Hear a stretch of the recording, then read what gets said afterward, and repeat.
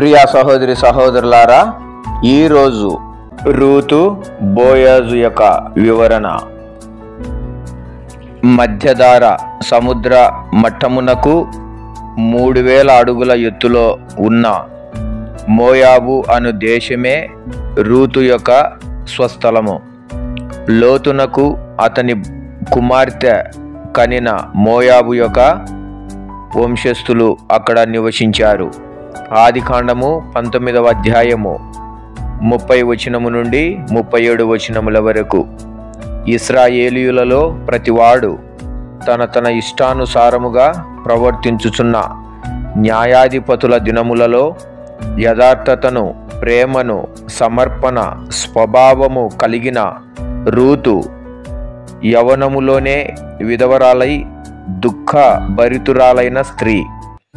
పూర్వకాలములలో ఒక స్త్రీ విధవరాలు కావడం వంటి దురదృష్టం వేరే ఏది లేదు.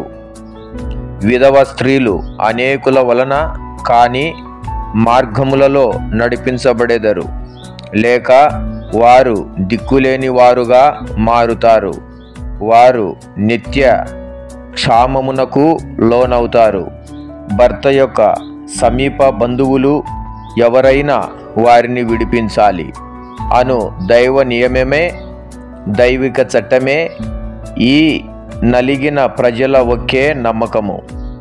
రూతు యొక్క అత్తయు విధవరాలైన నయోమి ఇశ్రాయేలు దేశములోని బెత్లెహేము అను గ్రామమునకు చెందినది. వారి యొక్క బంధువులు మోయాబులో లేరు. బెత్లెహేములో తన బంధువుల మధ్య ఒంటరిగా జీవించుట తప్ప వేరే ఏదియూ వృద్ధాపము కలిగించిన బాధలో మనసున ఆలోచించలేదు. ఆమెను రూతు ఒక నీడవలే తన దుఃఖమును మోస్తూ ఆమెను వెంబడిస్తున్నది. రూతునందు కనిపించు అంతరంగ గుణలక్షణములు మృదువైన స్వభావము, కనికరము, విశ్వాసము అనునవి బహిరంగ గుణలక్షణములు. కష్టపడి పనిచేయుట, శ్రేష్టమైన ప్రేమ, కనికరము, యథార్థత, ధైర్యము అనునవి. దేవుని గ్రంథములో అనేకులు వ్యక్తిగతముగా ఏర్పరచబడుట కంటే మరొకరి సంబంధముతో ఏర్పరచబడుచున్నారు. యోనాతానును దావీదు సంబంధముతోనూ, మార్తను మరియా సంబంధముతోనూ కాగా జ్ఞాపకము చేసుకొనుట అరుదు. కోడలునకును మధ్య ఉన్న అసాధారణమైన ప్రేమ బంధమే రూతు, నయోమి అను వారి మధ్య ఉన్నది.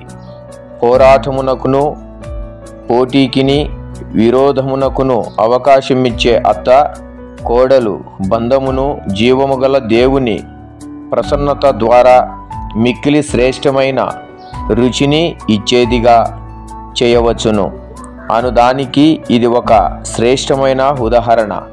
దేవుడే వారి సంబంధము యొక్క బంధకాలు అయి ఉన్నాడు.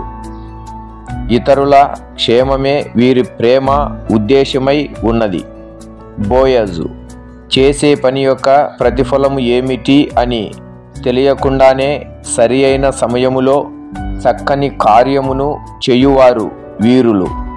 వారు తమ యొక్క మేలులను తలంచకుండా ఇతరుల ఎడల కనికరులై ఉంటారు. బోయజు ఏ విధముగా చూసినా ఒక వీరుడై ఉన్నాడు. ఇతరుల అవసరతను గ్రహించి ఆయన క్రియ చేశాడు.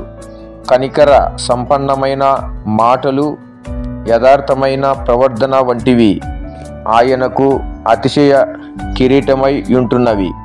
రూతు ఎవరని గ్రహించిన వెంటనే రూతునకును నయోమికి ఉన్న బంధమును బట్టి ఆమె యొక్క మంచి జీవితము కొరకు అనేకమైన విరోచిత కార్యములను ప్రారంభించాడు.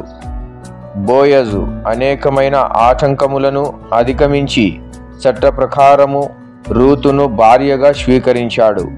ఈ వివాహము యొక్క శ్రేష్టమైన మంచి ప్రతిఫలములను బోయజు ఎరుగనివాడై ఉన్నాడు. అయినను ఈ వివాహము ద్వారా జన్మించిన ఐశ్వర్యవంతులు దావీదునకును యేసునకు పితరులై ఉన్నారు. May God bless you. దేవుడు మిమ్ములను దీవించునుగాక.